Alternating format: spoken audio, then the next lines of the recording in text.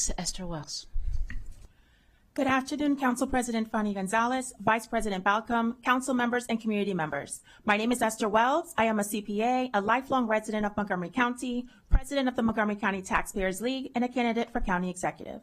I strongly urge this Council to reject both the property and income tax increases and eliminate the estimated structural deficit.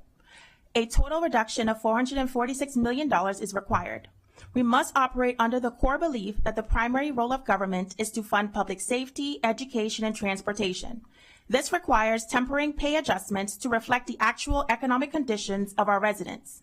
Leadership requires logic, not feelings. Stay within the data-driven spending affordability guidelines.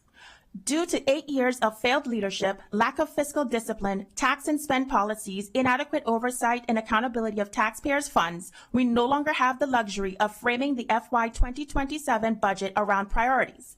We are forced to look at this budget through the lens of taxpayer affordability. Mark Elrich has proposed an $8 billion budget that does not protect taxpayers. It makes life less affordable and worsens our economic competitiveness. It's time for our elected officials to pass a budget that acts its wage, lives within its means, and does the hard work now, before we hit a point of no return. Taxpayers live within their means, so must our government.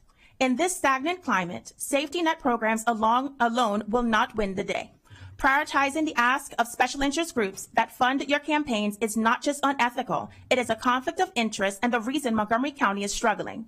You have bitten the hand that feeds you, forgetting that taxpayers are the engine of this county. Without policies that attract and retain them, we are left with stagnant income and weakened revenue.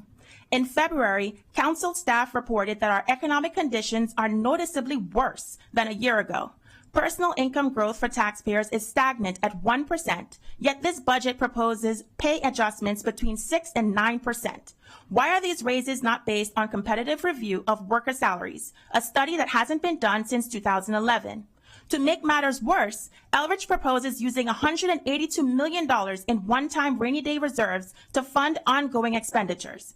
It is financially illiterate and fiscally undisciplined to propose both massive tax hikes and a projected structural deficit of over $257 million next year, requiring another 9.85-cent tax increase to close the deficit. This is next-level incompetence, and it's quite frankly dangerous in this economic times. We can't afford 4 more years of tax and spend budgets.